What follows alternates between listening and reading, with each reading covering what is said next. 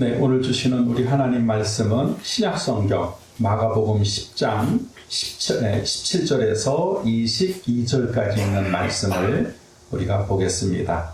마가복음 10장 17절에서 22절에 있는 말씀입니다.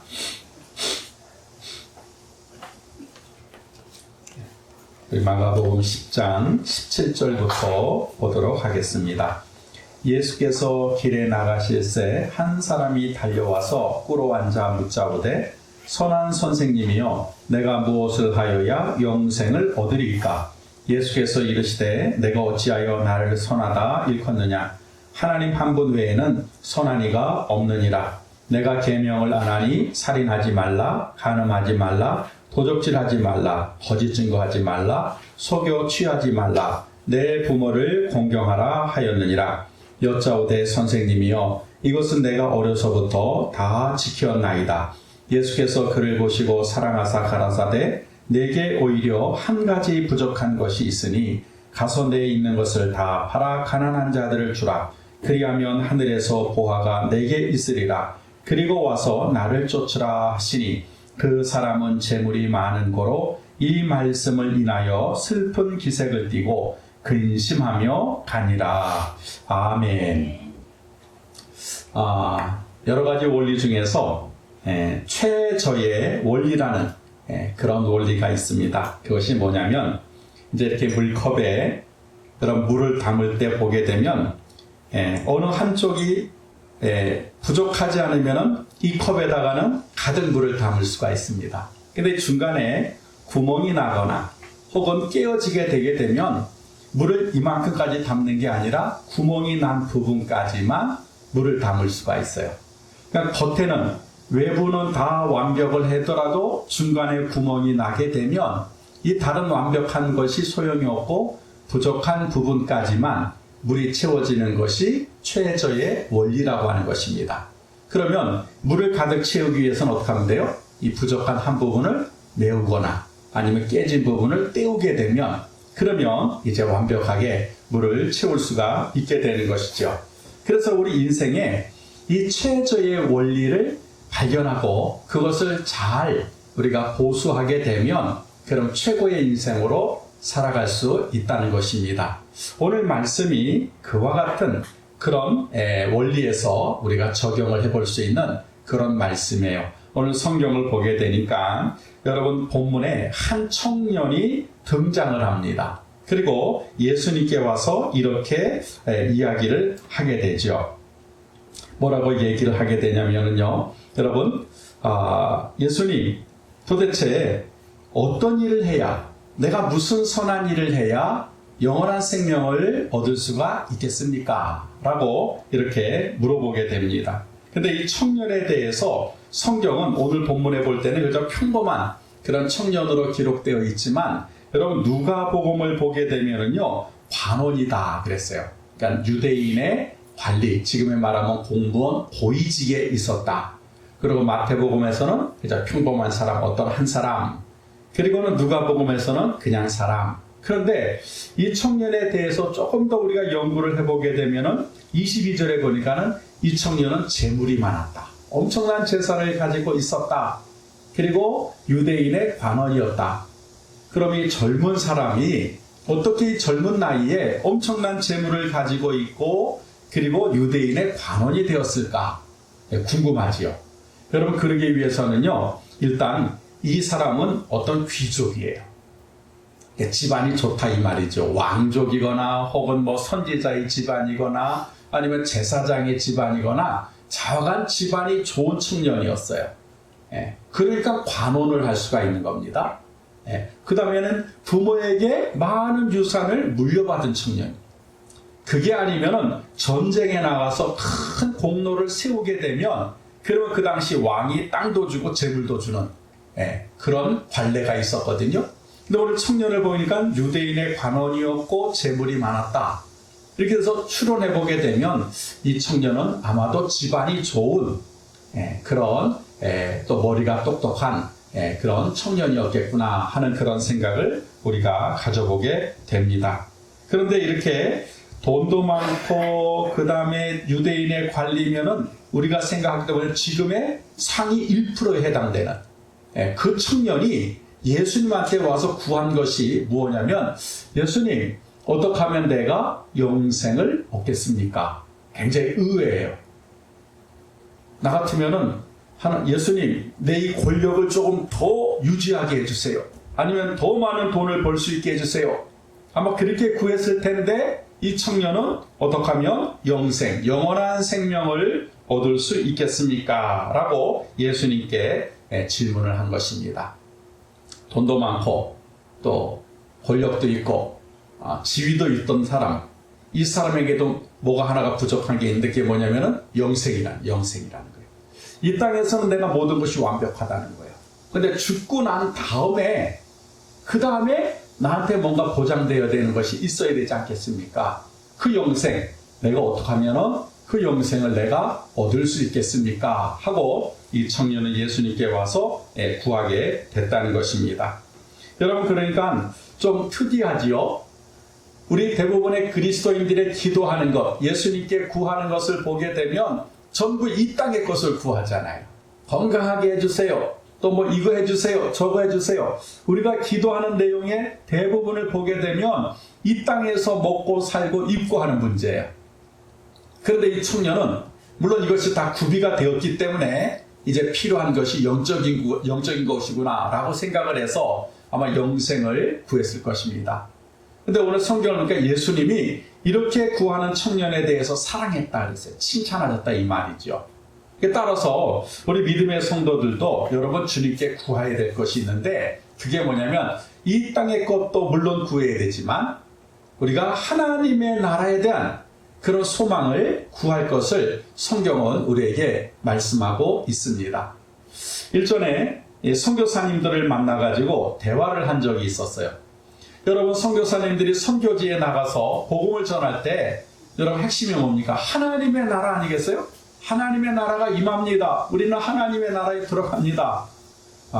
그 이야기, 그것이 복음이란 말이죠. 근데 이제 선교사님들하고 이런저런 얘기를 하다가 이제 코로나 문제, 뭐 여러 가지 문제, 그런 얘기를 하면서 겁난다는 거예요. 무섭다는 거예요. 이런 사태가 앞으로 어떻게 진행이 될지, 그리고 앞으로 우리의 미래가 어떻게 펼치게 될지 불안하다는 거예요. 그래서 제가 그랬어요. 뭐가 불안해요? 아니 정 아니면 우리가 죽으면 하늘나라 가는 것이고, 그리고 불안해도 하나님은 역사의 주관자가 되시기 때문에 시말과 시초가 되시는 분이신데 우리가 그분을 의지하는데 뭐가 불안해요? 제가 이렇게 얘기를 하니까는 이 선교사님들이 저를 의아하게 쳐다보는 거예요. 왜 죽어요? 그러니까 이분들은 말로는 뭐예요? 지금 하나님의 나라, 예수 믿으면 영원한 천국 있습니다. 그런데 본심은 뭐예요? 이 땅입니다. 이 땅. 비단 그 선교사님뿐만 아니라 저도 마찬가지고 아마 이 자리에 있는 여러분들도 마찬가지일 거예요. 우리가 영생에 대한 관심보다는 여러분 이 땅에서 어떻게 사느냐, 막 지지고 볶고 막 이렇게 거기에 더 관심이 있다는 거예요. 그러니까 여러분 우리가 기도를 할 때 보게 되면 예수님 이거 해주세요. 이 문제 해결해 주세요. 예수님 이거 가져다 주세요. 하고 전부 구하는 걸 보면은 이 땅에서 어떻게 하느냐에 우리가 기도가 집중되어 있죠. 근데 오늘 이 청년을 보니까 그게 아니에요. 어떻게 이 마태복음에 보면 내가 무슨 선한 일을 하여야 영생을 얻을 수 있으리까? 영생을 얻겠습니까? 하고 진지하게 물어봤다는 거예요. 이게 예수님 마음에 와닿았어요. 야, 너는 돈도 많고 지위도 있고 그런데 다른 거 구하는 것이 아니라 넌 영생을 구하는 거구나. 마치 구약시대의 솔로몬과 같구나. 부귀와 장수와 명예를 구하는 것이 아니라 지혜를 구했던 그런 솔로몬과 같구나 하고 예수님이 그 청년을 사랑했다. 이렇게 성경이 기록을 하고 있어요. 사랑했다는 것은 관심을 가지고 있고 그 다음에 칭찬을 했다라고 하는 그런 말씀이죠. 여러분, 그래서 우리가 예수를 믿는 목적과 교회에 나오는 목적이 같아야 돼요. 여러분, 우리가 예수를 믿고 교회에 나오는 목적은 영생을 얻기 위함입니다. 다른 게 아니에요. 교회 취미로 나오는 사람이 여러분 없잖아요. 그리고 교회에 무슨 자기의 특별한 목적을 이루기 위해서 나오시는 분들도 없습니다. 우리가 교회에 나와서 예수 믿는 목적은 예수 그리스도 안에서 영원한 생명을 얻기 위함입니다. 우리가 이거를 잊어버리면 안 돼요. 우리가 신앙생활할 때, 우리가 교회 나와서 여러분 예수 믿을 때, 여러분 이것이 기준이 되고 이것이 최고의 목표가 되어야 됩니다. 영생을 얻는 것, 하나님의 나라에 들어가는 것에 대해서 여러분 우리가 목표를 가지고 있어야 된다는 것입니다. 중요한 사실은 여러분 영생은 오직 예수 그리스도 안에만 있다는 거예요. 다른 데는 영생이 없어요. 예수 안에, 예수 믿을 때 여러분 영생이 우리에게 주어지게 됩니다. 이 사실에 대해서 예수님이 요한복음 11장 25절에서 말씀하셨어요. 잘하는 말, 예수께서 가라사대 나는 부활이요 생명이니 나를 믿는 자는 죽어도 살겠고 또 무릇 살아서 나를 믿는 자는 영원히 죽지 아니하리니 이것을 내가 믿느냐라고 마르다에게 예수님이 말씀하세요. 살아서 믿는 자는 죽지 않을 것이고 또 여러분 믿으면 죽어도 다시 부활을 되고 다시 영원한 생명을 얻게 된다. 이것이 예수님께서 이제 마르다와 우리들에게 말씀하신 내용이에요. 그러니까 우리가 뭐예요? 죽음의 문제, 삶의 문제에 대해서 그 문제를 해결할 수 있는 유일한 방법은 예수 안에 있는 영생을 우리가 소망하는 거라는 거예요. 그 영생을 믿게 되면 그러면 이 삶의 문제, 어렵고 힘이 든 삶의 문제도 극복할 수가 있고 죽음의 문제조차도 우리가 넘어갈 수 있다라고 하는 것이 우리 예수님의 말씀입니다.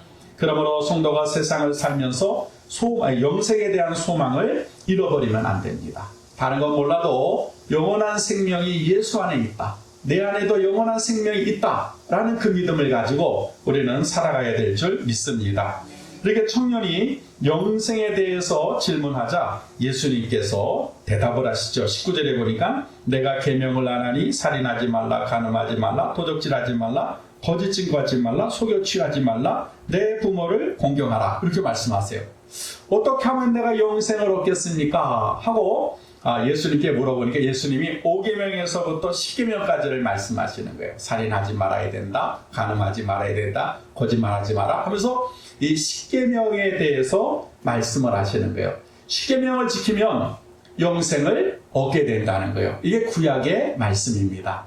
하나님께서 이스라엘 백성에게 어떻게 하면 영원한 생명, 가나안 땅에 들어가서 영원한 복락을 누리는 그 방법을 말씀해 주셨는데 시내산에서 두 돌판에다가 10가지의 계명을 새겨서 주시죠. 그 10계명이라고 그래요.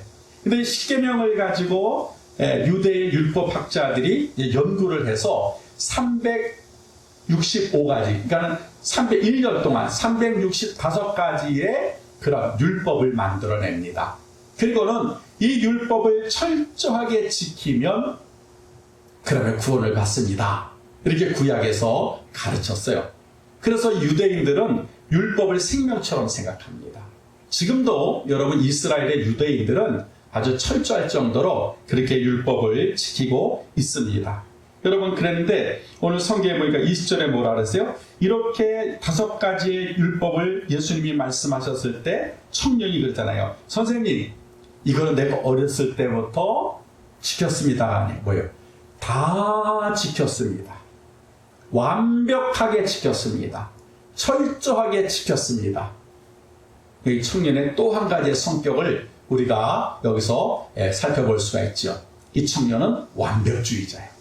그것도 철저할 정도로 완벽주의자예요. 여러분 율법을 철저하게 다 지켰다? 이거 자신 있게 말할 수 있는 사람은 거의 없을 거예요. 어떻게 여러분 우리가 살면서 거짓말 하나 안 합니까? 네? 어제 우리가 하면서 다른 사람을 미워하지 않을 수 있겠어요. 근데 이 청년은 뭐예요? 어려서부터 나는 이거 다 지켰다는 거예요. 이거는 정말 이 청년을 보게 되면 정말 지독할 정도로 자기 자신에 대해서 철저하고 완벽한 그런 성격을 가지고 있었던 사람이다 라고 하는 것을 우리가 느낄 수가 있습니다. 근데 여러분 성경을 보게 되면 여러분 율법을 다 지킬 수 있는 사람은 없다는 거예요. 로마서 여러분 3장 10절을 보니까 의인은 없나니 하나도 없도다 그랬어요. 그러니까 율법을 지켜서 우리가 의인이 될 수 있는데 율법을 다 지켜서 의인이 될 수 있는 사람은 하나도 없다는 거예요. 갈라디아서 여러분 2장 16절에 보니까 사람이 의롭게 되는 것은 율법의 행위에서 난 것이 아니요 오직 예수 그리스도를 믿음으로 말미암는다라고 말씀하고 있어요. 왜? 사람은 율법을 철저하게 지키지 못한다는 거예요. 그래서 또 죄를 지을 수밖에 없다는 거예요. 그래서 하나님께서 이제 율법을 폐하시고 누구를 보내신 거예요? 예수 보내신 거예요. 너희가 비록 좀 부족하고 연약하고 또 죄를 짓는다 할지라도 율법 지킬 생각하지 말고 누구 믿어라? 예수 믿어라. 그러면 구원을 얻는다? 그러면 영생을 얻는다. 하고 더 쉬운 방법으로 하나님은 우리에게 구원의 길을 만들어 주셨다는 것입니다. 그래서 율법이라고 하는 것은 여러분 구원을 얻는 그런 목적이 아니라 죄를 짓지 않게 하는 방지의 목적을 갖는 것이 율법이라는 거예요. 그래서 이 유대인의 관원 청년은요, 여러분 철저할 정도로 율법을 지켰다는 거예요. 그리고는 더 나아가서 영생에 대한 소망을 가지고 있었다는 것입니다. 여러분 이렇게 완벽한 삶을 살기를 원했던 이 청년이 청천벽력과 같은 그런 이제 이야기를 듣습니다. 이 청년의 이야기를 듣는 예수님이 나는 어려서부터 율법을 다 지켰습니다. 예수님이 빙긋이 웃으면서 그에게 말씀하세요. 21절에 보니까 그렇게 되어 있죠. 예수께서 그를 보시고 사랑하사 가라사대 너에게 오히려 한 가지 부족한 것이 있다. 너 부족한 게 하나. 너 완벽한 줄 아느냐? 너 철저하게 다 지킨 줄 알았어? 아니야, 한 가지 부족한 게 있어. 그게 뭔지 내가 얘기해 줄게. 너희 가서 너에 있는 것을 다 팔아 가난한 자들을 주라. 그리하면 하늘에서 보화가 내게 있으리라. 그리고 와서 나를 쫓으라. 라고 예수님께서 말씀하세요. 이 청년은 처음에는 자신이 있었었죠. 나 율법 이거 어려서부터 다 지켰습니다. 야, 그러니까 나는 이미 영생을 얻은 거나 마찬가지구나 라고 생각을 했을 때 예수님은 아니다. 또 한 가지 부족한 게 있다. 하나가 부족해. 최저의 원리를 생각해 보세요. 다 완벽한, 너 돈도 많지, 유대인의 관원이지, 율법도 철저히 지켰으면 완벽한 줄 알았지? 아니야. 한 가지가 부족해. 구멍이 났어. 그러니까 네 인생은 완벽한 인생이 아니라 지금 여기 부족한 인생에 머무르고 있다는 거예요. 그래서 이 부분을 해결하면은 너 완벽한 인생, 그리고 최고의 인생을 살 수 있다라고 하면서 예수님께서 말씀을 해주신 것이죠. 여러분에서 이 부족한 것을 해결하면 이 청년은 최고의 사람이 되고 예수님의 제자가 될 수 있다는 거예요. 여러분 이처럼 우리도 다 완벽한 것 같은데 보게 되면 뭔가 한 가지 부족한 게 있다는 거예요. 여러분 그걸 우리가 알아야 돼요. 나는 머리도 좋고 뭐도 잘하고 운동도 잘하고 뭐도 잘하고 뭐도 잘하고 뭐도 잘하니까 나는 완벽해. 근데 내 인생은 내가 추구하는 대로 내가 원하는 만큼의 그런 삶이 뒤따라오질 않은 거예요. 그러니까 여러분 혼란스러운 거예요. 아, 나는 열심히 사는데, 나는 성실한데, 나는 정직한데, 나는 왜 이렇게 내 삶이 이렇게 어렵지? 힘이 들지? 나는 나름대로 열심히 공부를 했는데 내가 원하는 만큼의 어떤 노력에 대한 결과가 따르지 않을 때 혼란스럽잖아요. 그게 왜냐하면 최저의 원리가 작용하기 때문에 그래요. 내가 모르는 뭔가 부족한 것에서 다 새나가는 거예요. 새나가는 거예요. 그러다 보니까는 나는 다른 것이 다 완벽하다라고 생각을 했는데 내가 알지 못하는 부족한 부분에서 다 새나가니까 내 인생은 여기가 아니라 어디에 있는 거예요? 여기에 있는 거예요. 그러다 보니까는 우리가 굉장히 혼란스럽죠. 도대체 뭐가 문제인가? 환경이 안 받쳐주나? 아니면 내 가정 형편이 안 좋은가? 아니면 내가 세상에서 말하는 재수가 없는가? 뭐 별의별 생각을 다 하게 되는 거죠. 네. 여러분 이처럼 우리가 부족한 게 있다라고 하는 것을 여러분이 먼저 인정을 하셔야 돼요. 사람은 완벽할 수 없어요. 부족해요. 한 가지만 부족해도 괜찮은데 2가지, 3가지, 10가지, 100가지가 부족한 게 우리의 인생입니다. 오늘 예수님이 그거를 지적하시는 거예요.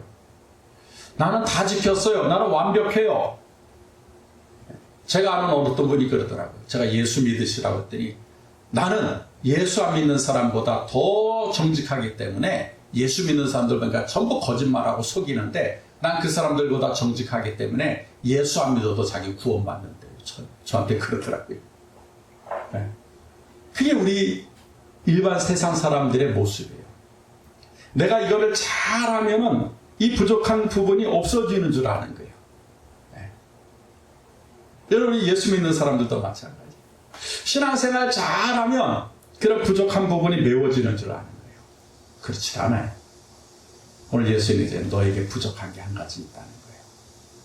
여러분 그 말씀이 청년에게 하시는 말씀이 아니라 누구예요? 저에게 하시는 거예요. 김석원 목사야, 너 부족한 게 하나 있다. 너 모자란 게 하나 있어. 그거 너 메꿔야 돼. 그거 채워야 돼. 그러면 넌 최고의 인생이 될 수가 있다. 라고 오늘 청년에게 그리고 저와 여러분에게 말씀하고 있다는 것입니다. 그러면 이 청년에게 부족한 것이 뭐냐? 예수님이 지적한 것이 뭐냐면 너 가지고 있는 재산 다 팔아서 가난한 사람에게 나눠주라는 거예요. 근데 너 그거 하지 않았다는 거예요. 너 율법은 철저하게 지켰는데 너 그 율법을 실천하지 않았다는 거예요. 그랬더니 그 예수님의 말씀을 들은 그 청년이 오늘 결론이 22절이죠. 예수님의 말씀을 들은 그 사람은 재물이 많은 거로 이 말씀을 인하여 슬픈 기색을 띠고 근심하며 가니라. 자 보세요. 완벽을 추구하는 이 청년이 돈도 있고요, 권력도 있고 지위도 있어요. 예수님께 왔습니다.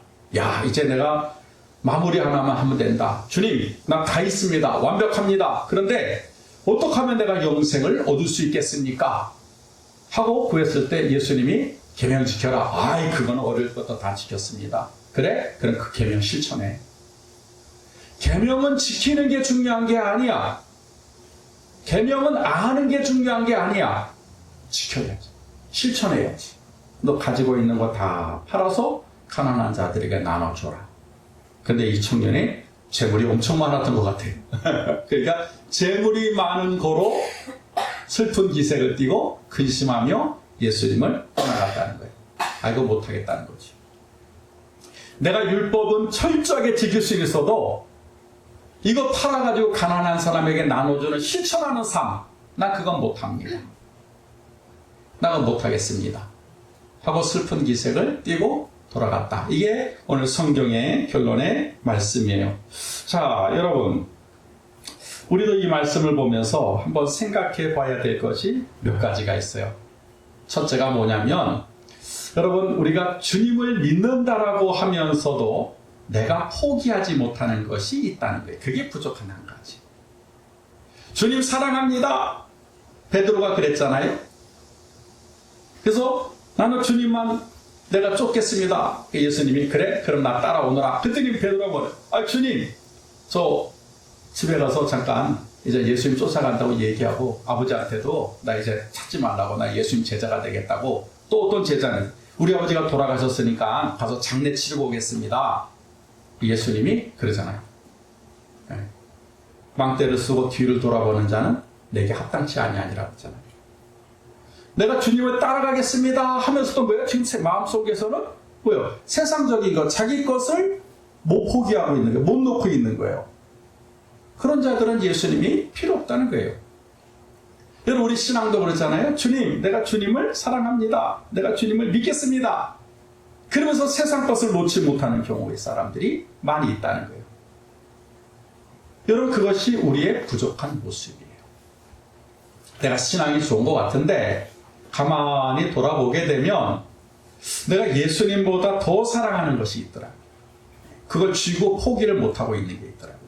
어떤 사람은 그게 권력일 수도 있고 어떤 사람은 그게 물질일 수도 있고 어떤 사람은 그게 지식일 수도 있고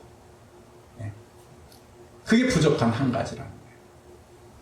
여러분 그걸 우리가 발견하고 그거를 여러분 해결을 해야 되는 거예요. 두 번째는 뭐냐면 여러분 지키는 것에만 관심이 있는 거예요. 지키는 것. 영어 성경을 보면 뭐냐면 keep이라고 되어 있어요. keep. keep은 유지하다, 보존하다, 지키다 이런 뜻이에요. 그러니까 뭘 우리가 지난주에 살펴봤듯이 한 달란트 받은 그 종이 뭐 이거를 가지고 지키려고만 하는 거예요. 땅 속에다 파묻어 두는 거예요. 도둑놈이 파갈까 봐. 그 지키려고. 우리가 신앙을 지키려고만 하면 안 돼요. 우리가 믿음을 지키려고만 하면 안 된다. 여러분, 우리가 하나님의 말씀을 지켜야 돼요. 근데 거기에서만 머무르면 안 돼요. 여러분, 하나님의 말씀, 들은 말씀을 어떻게 해야 돼요? 실천하는 게 중요하다는 거예요. 지금 이 청년은 뭐 살인하지 않고, 간음하지 않고, 도둑질하지 않고, 부모 공경하고 다 했다는 거예요. 근데 정작 필요한 거, 이웃사랑. 내 이웃을 내 몸과 같이 사랑하라. 너 가난한 자들 네 눈에 보였을 텐데, 헐벗은 자들 네 눈에 보였을 텐데, 너는 지금 어떤 생각에서, 아유, 나는 율법 다 지켰으니까 뭐 저런 사람들 쳐다볼 필요도 없어요. 뭐 저런 사람들 도울 필요도 없어요. 왜? 나는 율법을 철저하게 지키고 있으니까. 난 구원받았으니까. 그렇게 우리가 이 청년은 생각을 하고 우리도 그렇게 생각을 하고 있다는 거예요. 지금 여러분, 한국교회가 문매를 맞고 있고 또 많은 사람들에게 지탄의 대상이 되고 있지 않습니까? 그 이유가 뭘까요? 말씀은 많이 들어요. 성경 지식은 그 어느 때보다 뛰어납니다. 그런데 정작 하나님이 하신 말씀을 우리가 준행하지 못하는 거예요. 그걸 실천하지 못하는 거예요. 그게 부족한 한 가지라는 거예요. 여러분, 우리가 설교 보게 되면 뭐 얼마나 설교들 잘하십니까? 기독교 방송을 들으면 24시간 설교가 나오는데 우리나라 유명한 목사님들 다 나오시잖아요. 얼마나 많이 들어요. 예. 그리고 성경 공부 세미나. 여러분, 우리가 시간만 있으면 유튜브에서 성경, 성경 지리, 이스라엘 역사, 복음서 원하는 대로 우리가 공부할 수 있어요. 그러니까 말씀도 풍성하게 들을 수 있고 성경 공부도 열심히 할 수 있는 거예요. 어느 영화 배우는 심지어 여러분 성경을 알고 싶다라고 해서 히브리어를 공부하려고 이스라엘까지 가서 히브리어를 공부해서 성경을 히브리어로 읽는다는 거예요. 저는 듬성듬성 읽어요. 그런데 라틴어 성경을 보고 헬라어 성경을 보고 히브리어 성경을 본다는 거예요. 여러분, 그러면 뭐예요? 하나님의 말씀을 실천하지 않으면 그 지식이 무슨 소용이 있겠냐는 거예요. 하나님 말씀을 많이 듣는 게 뭐가 중요하냐는 거예요. 많이 아는 게 뭐가 중요하냐는 거예요. 지금 이 청년이 그거예요. 나 다 지켰다는 거예요. 다 안다는 거예요. 다 배웠다는 거예요. 나한테 그런 얘기하지 말라는 거죠. 예수님이 딱 찔르는 거 아니에요? 그렇구나. 너 다 알고 있구나. 너 다 지키고 있구나. 다 들었구나. 근데 너 한 가지 부족한 게 있다. 그러면 왜 하나님 하신 말씀을 너 실천하지 않니? 왜 사랑을 하지 않아? 하고 예수님께서 말씀하셨을 때 그 청년이 정곡을 찔린 거예요. 그래서 슬픈 기색을 띠고 여러분 돌아갔다라고 성경은 말씀하고 있다라고 하는 것입니다. 그래서 여러분, 이 지키는 것, 하나님의 말씀을 지키는 것과 하나님의 말씀을 실천하는 것이 함께 가야 돼요. 지키는 것이 최고고 실천하는 것이 밑에 있다면 여러분 뭐예요? 우리는 최저의 원리가 적용이 되는 거예요. 지키는 것이 무너지는 거예요. 우리는 실천하지 못하는 거기서 머물게 된다는 것입니다. 그래서 여러분, 우리가 부족한 것이 무엇인가를 발견하게 되고 그 부족한 것을 여러분 고치게 되면 그러면 완벽한 사람이 되고 뛰어난 사람이 되고 가치 있는 삶을 누릴 수 있다는 것입니다. 그래서 이 나에게 부족한 한 가지를 찾는 것이 중요합니다. 어떤 사람은 성격일 수도 있어요. 급한 성격. 이게 급해가지고 하나님의 그런 모든 걸 다 쏟아버리는 사람이 있고, 어떤 사람은 정이 없는 것이 또 그럴 수도 있어요. 무정한 사람. 디모데후서 6장에 보니까 그랬잖아요. 예. 정이 있어야 되는데 정이 없는 사람. 그러니까 다 우리 각자에게는 여러분 이같이 한 가지 부족한 것이 있다는 거예요. 그거를 발견하고 그것을 고치는 것이 여러분 중요하다는 거예요. 우리 한국 교회가, 한국 여러분 성도들이 그런 삶으로 우리가 변화가 돼야 돼요. 나 예수 믿으니까 다 통과된다. 나 예수 믿으니까 모든 것이 다 덮어진다. 여러분, 그거 착각이에요. 그러니까 지금 한국 교회들이 여러분 그렇게 지금 뭐예요? 세상에 대해서 눈을 감고 내 이웃에 대해서 외면하니까 결국은 한국 교회가 여러분 한국 성도들이 여러분 이기적이다. 또 개독교다. 기독교는 없어져야 된다. 왜 우리가 세상에서 사랑을 받지 못할까? 왜 인정을 받지 못할까? 왜 우리는 우리들만의 리그를 진행하고 있을까? 교회는 번듯하게 몇백억을 들여서 교회를 지었다고 자랑은 하는데 왜 우리는 이 한국 사회에 영향력을 미치지 못할까? 생각해 봐야 된다. 그러니까 우리는 지금 우리 자신에 취해 있어요. 나는 완벽해. 나는 철저해. 내가 최고야. 근데 그게 아니라는 거예요. 부족한 게 있다는 거예요. 그게 뭐예요? 실천하지 못하는 게 있다는 거예요. 여러분 그것이 비단 다른 사람의 문제일까요? 아니요. 이 강단에 서 있는 저부터 문제. 그래서 제가 그걸 깨닫기 시작을 한 거예요. 과연 코로나가 끝날 때 한국 교회가 어떻게 될까? 우리 교회가 어떻게 될까? 제가 여러분 인터넷을 보면서 많은 댓글들을 읽어보게 됩니다. 그런데 이거는 정말 수위가 장난이 아니에요. 그 사람들이, 세상 사람들이 교회에 대해서, 목사님에 대해서, 성도님들에 대해서 그들이 비난하고 평가하는 게 여러분 그걸 귀담아 들어야 돼요. 저는 그걸 귀담아 듣고 있어요. 그 사람들이 욕하고 비난하는 게 왜 하겠어요? 우리가 잘못하니까 하는 게 있습니까? 우리가 잘하는데 왜 그들이 욕을 하겠어요? 그래서 저는 그거를 막 이렇게 부끄럽고 얼굴이 시뻘개질 정도에 막 어떤 때는 화가 날, 그러면서 제가 그걸 읽어요. 아, 지금 이 사람들은 이렇게 생각하고 있구나. 이렇게까지 돌팔매를 던지고 있구나. 근데 왜 우리 깨닫지 못할까? 왜 우리는 자기 도취에 취해 있을까? 우리 교회는 괜찮을 거야. 우리는 성도가 많으니까, 우리 교회 지었으니까 우리는 전혀 염려 없을 거야. 지금 그렇게 자기 도취에 취해 있거든요. 근데 저는 고민이 되는 거예요. 코로나가 끝나면 온라인 세상이 펼쳐지게 될 텐데, 그러면 그때 어떻게 예배를 회복할 것이고, 어떻게 다시 세상의 빛과 소금의 사명을 감당할 수 있을까? 고민을 하는 가운데 이 말씀을 제가 묵상하게 된 거예요. 우리는 지키는 것만 힘을 썼구나. 그저 교회 왔다 갔다 새벽 예배, 주일 예배, 수요 예배, 금요 예배, 철야 예배, 헌금하고 여기에만 관심이 있었지, 정작 내 이웃에 대해서는, 세상에 대해서, 사회에 대해서는 우리가 방관자가 된 거예요. 그러니까 세상 사람들이 돌을 집어서 던지는 거예요. 여러분, 그래서 이제 한국교회가 말씀을 지키는 건 중요하지 않아요. 그거 다 지키고 있어요.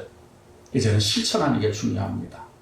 그것도 특별히 사랑의 실천을 여러분 할 때 다시 여러분의 신앙이 본 궤도에 오르게 될 것이고, 또 세상의 빛과 소금의 사명을 감당하는 그런 건강한 교회가 되고 건강한 성도가 되어지게 될 것입니다. 오늘 이 젊은이에게는 부족한 것이 있었지요. 나의 것을 팔아서 가난한 자들을 돕는 거예요. 여러분, 성경에서는 다 팔아서 가난한 자들에게 나누라고 말씀하셨지만 저는 다 팔아서 나누라고 강요하고 싶지 않아요. 저는 여러분에게 강요하고 좀 말씀드리고 싶은 게 이것입니다. 내가 어렵다라고 느꼈을 때 누군가 다른 사람도 어렵겠구나라고 생각하라는 거예요. 나만 어렵다고 생각하지 말고 내 주변의 사람 누군가가 어렵겠구나. 그게 다 팔아서 나누는 겁니다. 내가 힘이 들다고, 나 죽겠다고, 여러분 그런 생각이 들고 그런 마음이 들 때 내 주변에 어떤 누군가도 힘들어서 죽고 싶은 사람, 죽고 싶어하는 사람이 있겠구나. 좀 관심을 가지라는 거예요. 그리고 그들과 함께 하라는 거예요. 힘들지요? 나도 힘들어요. 하지만 우리 같이 한번 이겨나가 보십시다. 그게 내 것을 팔아서 나누는 거예요. 여러분 돈 팔아서 나누라고 하니까 여러분 굉장히 마음에서 지금 쿵당쿵당 거리잖아요. 여기 아파트 팔아야 되나, 집 팔아야 되나? 아니에요. 그 말씀이 아니에요. 나의 것을 팔아라는 게 뭐예요? 내가 힘들어할 때, 내가 고통스러워할 때, 내가 슬퍼할 때 나만 힘들고 고통스럽고 슬퍼요가 아니라 한번 눈을 주변을 돌아보자는 거예요. 나보다 더 힘든 사람이 없을까? 나보다 고통스러운 사람이 없을까? 나보다 더 어려운 사람이 없을까? 좀 보자는 거예요. 그리고 그들을 찾아가자는 거예요. 힘드시죠?